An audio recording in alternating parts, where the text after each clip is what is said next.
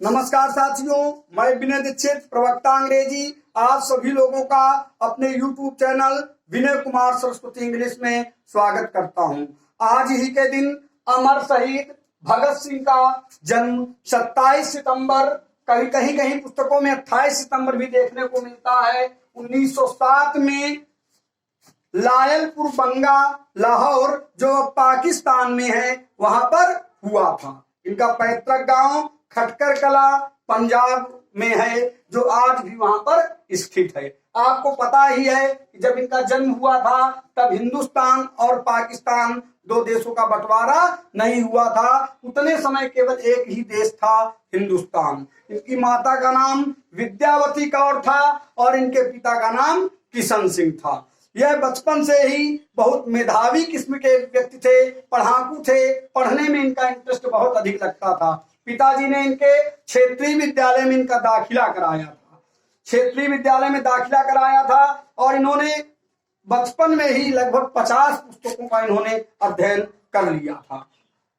उनके अंदर एकाकी की भावना थी। भगत सिंह की एक विशेष क्वालिटी थी कि वह स्वतंत्र रहना चाहते थे। उनको स्वतंत्रता अत्यधिक प्रिय थी। इनके बारे में एक बात इनके बचपन से भी प्रचलित है कि एक बार की बात है कि इनके पिताजी खेतों में गन्ना लगा रहे थे, तो भगत सिंह भी मतलब कुछ जमीन में बो टाइप का रहे थे। तो इनके पिताजी ने इनसे पूछा कि तुम क्या बो रहे हो? तो भगत सिंह ने बताया कि मैं अंग्रेजों से लड़ने के लिए बंदूकें बो रहा हूं। तो आप समझ सकते हैं कि भगत सिंह बचपन से ही किस किस्म के व्यक्ति थे। वह मतलब भारत देश के महान क्रांतिकारियों में से उनका नाम आता है, जिसका गुण बचपन से ही उनके पिताजी को दिखाई देने लगा था। एक चीज और विशेष चीज आप देखें कि भगत सिंह के अंदर एक और क्वालिटी थी, वह हर एक जगह खड़े नहीं होती थी। वह उन्हीं स्थानों में खड़े होते थे जहां पर उनकी बात का कोई महत्व हुआ करता था। भगत सिंह के जीवन में दो तीन चीजों का बहुत गहरा प्रभाव पड़ा। देखिए, ये मार्क्स और लेनिन के साहित्य को पढ़ना बहुत ज्यादा पसंद करते थे। साथ ही साथ इनके जीवन में लाला लाजपत राय का भी बहुत गहरा प्रभाव पड़ा। लाला लाजपत राय और करतार सिंह दोनों का इनके ऊपर अच्छा प्रभाव पड़ा। मतलब इन्होंने उनके आदर्शों को माना।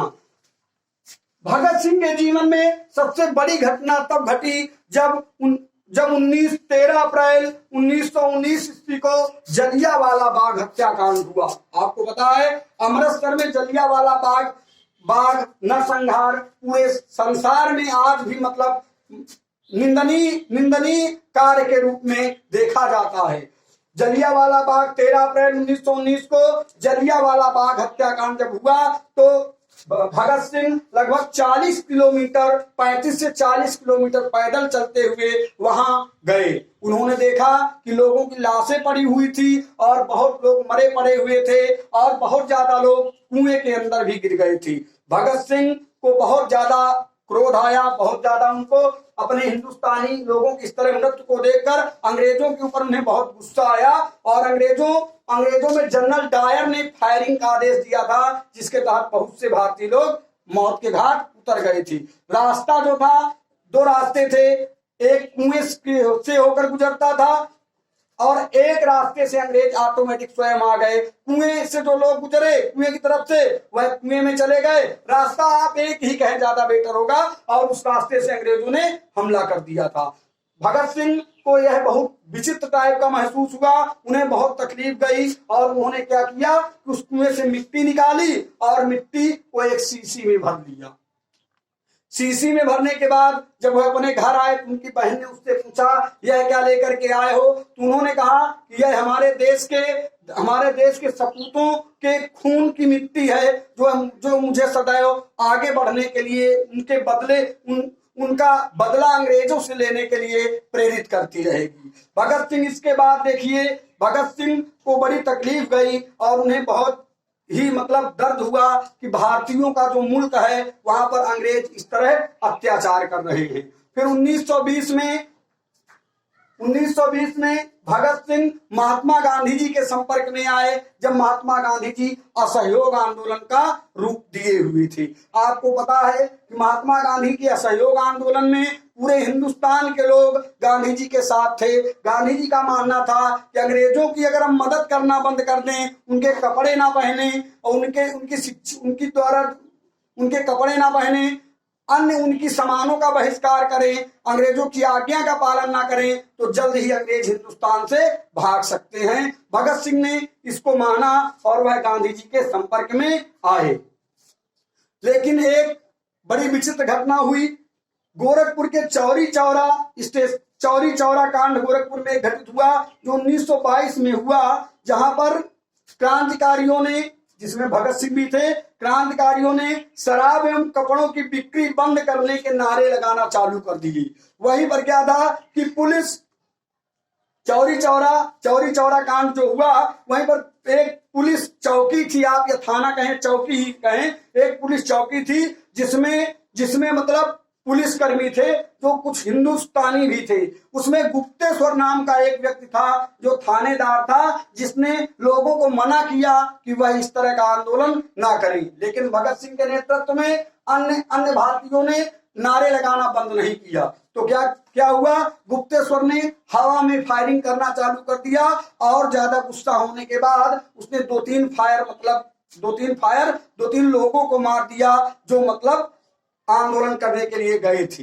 अब धीरे धीरे हुआ क्या कि गुप्तेश्वर और अन्य उनके साथ जो पुलिसकर्मी थे, उनके बंदूक की गोलियां खत्म हो चुकी थी। अब जनता ने उनको दौड़ा लिया और क्रांतिकारियों को इतना गुस्सा लगा, उन्होंने चौकी में आग लगा दी। फलस्वरूप लगभग 17 पुलिसकर्मी उसमें जलकर मर गए। इसका गांधी जी के ऊपर बहुत असर पड़ा और गांधी जी ने अपना असहयोग आंदोलन वापस ले लिया।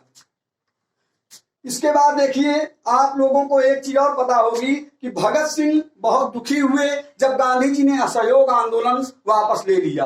तो भगत सिंह के दिमाग में आया कि अब मैं क्रांतिकारी दल में ही रहूंगा। और फलस्वरूप इसी बीच में एक और घटना घटती है कि उनकी मां ने उनकी शादी के लिए कहा। 1924 की घटना है कि उनकी मां ने उनसे कहा कि तुम शादी कर लो। लेकिन भगत सिंह ने क्या जवाब दिया कि मैं शादी नहीं करूंगा। उन्होंने कहा कि आजादी ही मेरी दुल्हन होगी, और वह चिट्ठी लिख करके अपने घर से भाग खड़े हुए चले गए। 1925 में उनकी मुलाकात पंडित चंद्रशेखर आजाद, जो उत्तर प्रदेश में मतलब सक्रिय दल के नेता थे, चंद्रशेखर आजाद क्रांतिकारियों में जो अग्रणी थे, उनसे उनकी मुलाकात हुई। इसी बीच एक और घटना घटी कि काकोरी कांड मतलब क्रांतिकारियों के पास अब पैसे की कमी हो गई थी। फलस्वरूप क्रांतिकारियों ने एक प्लान बनाया जिसके तहत ब्रिटिश हुकूमत का जो खजाना जा रहा था ट्रेन से, उसको लूटना था। इसमें लूटने में देखिए, मतलब यह घटना आपकी 1925 में घटित होती है, जो काकोरी स्टेशन में यह घटना घटित होती है। इसीलिए इस घटना को काकोरी कांड के नाम से जाना जाता है। पैसेंजर ट्रेन थी जो सहारनपुर से लखनऊ जा रही थी, और जिसको लूटने में प्रसिद्ध क्रांतिकारियों में चंद्रशेखर आजाद, राम प्रसाद बिस्मिल, राजेंद्र लहरी और अधिक लोग थे। लगभग 10 लोग के करीब इसमें रहे होंगे। लेकिन अंग्रेजों ने क्या किया, अंग्रेजों ने कम से कम 40 लोगों को इसमें गिरफ्तार किया, और जिसमें राम प्रसाद बिस्मिल, अशफाक उल्ला खां और डॉक्टर और ठाकुर रोशन सिंह को इन्होंने क्या किया, फांसी दे दिया 6 अप्रैल 1927 को। अब आपको पता है राम प्रसाद बिस्मिल अत्यधिक क्रांतिकारियों में से भी उनका भी एक नाम आता है जो भगत सिंह के अभिन्न मित्र थे। राम प्रसाद बिस्मिल का स्टेटमेंट क्या था, वह कहा करते थे, सरफरोशी की तमन्ना अब हमारे दिल में है, देखना है जोर कितना बाजुए कातिल में है। मतलब वह कहा करते थे कि हम लोग सर कटाने के लिए तैयार हैं, सरफरोशी की तमन्ना अब हमारे दिल में है, देखना है जोर कितना बाजुए कातिल में है। और हम देखेंगे कि ये कातिल, ये अंग्रेज लोग जो हैं, तो इनके अंदर कितना ज्यादा वो है कि हमारे सर को ये कितना ज्यादा काट पाएंगे, हमारे विचार जीतेंगे या ये जीतेंगे। राम प्रसाद बिस्मिल ऐसा कहा करते थे। एक और विशेष चीज जो है, एक और विशेष चीज देखिए कि इसी से दुखी होकर भगत सिंह को बहुत ज्यादा गुस्सा लगी और इस घटना के बाद उन्होंने ब्रिटिश हुकूमत के खिलाफ पर्चे बांटना चालू कर दिए और सामाजिक सुधारों की वकालत की। पर्चे बांटते हुए उनको पकड़ लिया गया, पर्चे बांटते हुए उन्होंने बम भी फेंके और उन्हें गिरफ्तार कर लिया गया और बड़ी मुश्किल से उन्हें 60,000 रुपए की जमानत में रिहा किया गया। 60 है, देख लीजिए आप इसको, इतनी जमानत पर उन्हें रिहा किया गया। बीच में एक और विचित्र घटना घटती है कि लाला लाजपत राय हालांकि वह नरम दल के नेता थे। लाला लाजपत राय 1928 में लाला लाजपत राय ने साइमन कमीशन का विरोध किया और सब लोग साइमन कमीशन वापस जाओ के नारे लगाने लगे। लेकिन हुआ क्या कि लाला लाजपत राय के ऊपर अंग्रेजों ने गोली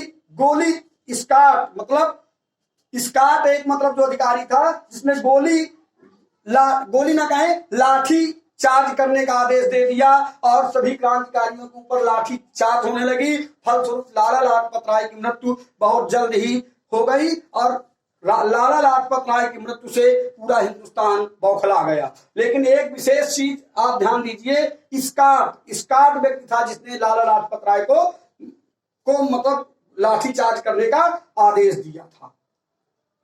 अब इसी बीच में क्या हुआ, आपको एक चीज और पता होगी, लाला लाजपत राय ने एक चीज और कही थी कि मेरे शरीर में लगी हुई लाठी, लाला लाजपत राय ने कहा था कि मेरे शरीर में जो लाठी की मार पड़ी है वो ब्रिटिश हुकूमत के लिए कील साबित होगी और उसको संपूर्ण ब्रिटिश हुकूमत का नाश कर देगी। लाला लाजपत राय ने ऐसा कहा था। फलस्वरूप लाला लाजपत राय की मृत्यु से भगत सिंह बहुत दुखी हुए और उन्होंने क्या किया, उन्होंने प्लान बनाया कि इस काट को कैसे खत्म किया जाए। अब लाला लाजपत राय और इनके साथी बटुकेश्वर दत्त दोनों, लाला लाजपत राय और बटुकेश्वर दत्त राजगुरु यहाँ पर थे। लाला लाजपत राय और राजगुरु ने मतलब प्लान बनाया कि इनको खत्म कर दिया जाए। अब हुआ क्या कि स्काट को आना था लेकिन सैंडर्स निकल आए और फलस्वरूप राजगुरु ने गोली चला दी और अंत में भगत सिंह ने और गोली चला करके उसको मृत्यु के घाट उतार दिया। अब देखिए इसके बाद इन्होंने क्या किया, भगत सिंह ने क्या किया कि लोगों के बीच में पर्चे बांटना चालू कर दिया और उन्होंने लोगों से बताया कि सैंडर्स को मारकर हम लोगों ने लाला लाजपत राय की मृत्यु का बदला ले लिया है। इसके साथ ही साथ फलस्वरूप अंग्रेजों ने इनको पकड़ना चालू कर दिया और लेकिन ये लोग बड़ी मुश्किल से दूसरी जगह निकल गए। लेकिन जल्द ही इनको लगा कि अब अंग्रेजों को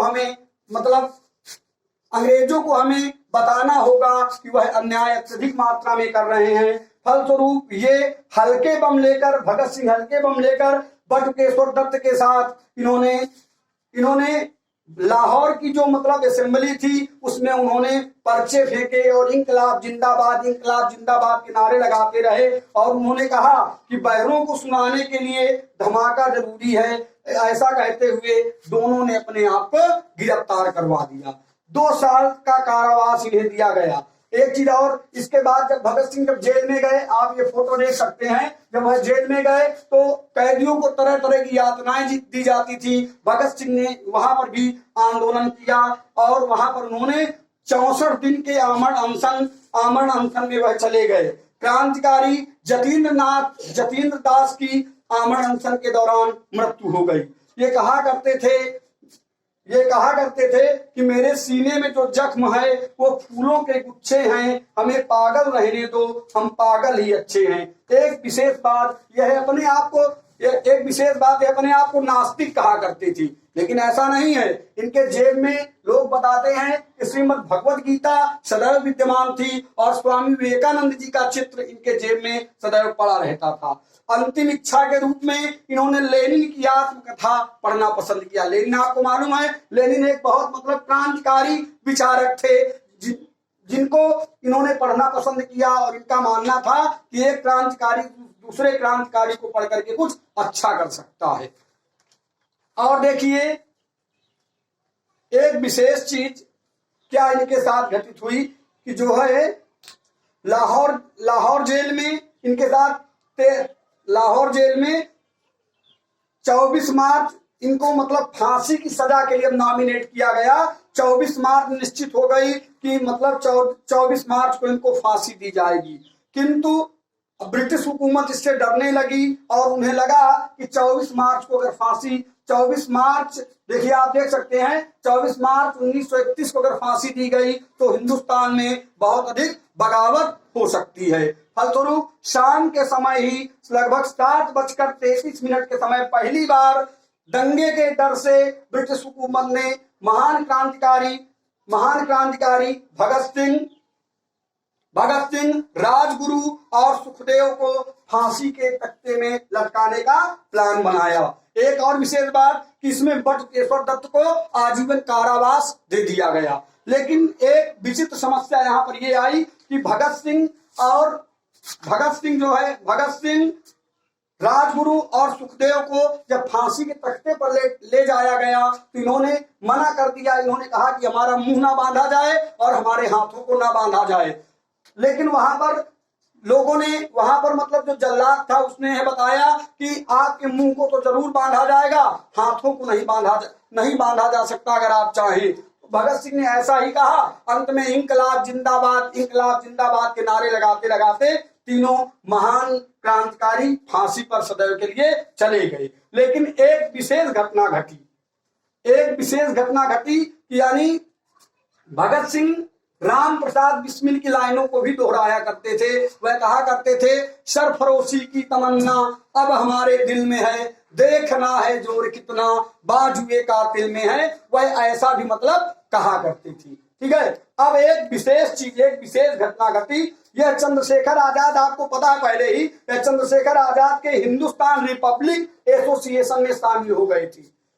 ये चीज आपको हमने पहले ही बता दिया। ठीक है। अब एक विशेष चीज, जब इनको फांसी दे दी गई तो फांसी के बाद हिंदुस्तान मतलब अचानक लोगों को पता चलने की उम्मीद थी सुबह होने पर कि मतलब इनको फांसी दे दी गई। तो अंग्रेजों ने प्लान बनाया कि इनको कैसे मतलब यहाँ से अलग किया जाए। तो अंग्रेजों ने क्या किया, जेल की पीछे की दीवार को तोड़ दिया और दीवार को तोड़ने के बाद इनके शरीर के टुकड़े किए, कुल्हाड़ी से इनके शरीर को काटा और काट करके उसको बोरियों में भरकर वह फिरोजपुर की ओर ले जाकर के मिट्टी के तेल से इनके शरीर को जलाने लगी। जब इनके शरीर को जलाने लगे तो गांव की भीड़ ने देखा कि उनको आग की लपटें दिखाई पड़ी, तो वह जंगलों की तरफ भागे। तो अंग्रेजों ने डर के मारे उन टुकड़ों को नदियों में, सतलज नदी में फेंकना चालू कर दिया। लेकिन जल्द ही जब गांव के लोग आ गए तो उन्होंने अधजले टुकड़ों को इकट्ठा किया और मृतक टुकड़ों को इकट्ठा करके दाह संस्कार किया एवं भगत सिंह, राजगुरु, सुखदेव सदैव के लिए अमर हो गए। इसलिए मेरा आप लोगों से निवेदन है, यानी भगत सिंह जैसे महान क्रांतिकारी के आचरणों पर चले और अपने देश के लिए, अपने मुल्क के लिए, अपनी जान न्यौछावर के लिए भी तैयार रहे। इसी के साथ मैं विनय दीक्षित, प्रवक्ता अंग्रेजी, आप सभी लोगों से विदा लेता हूँ। नमस्कार।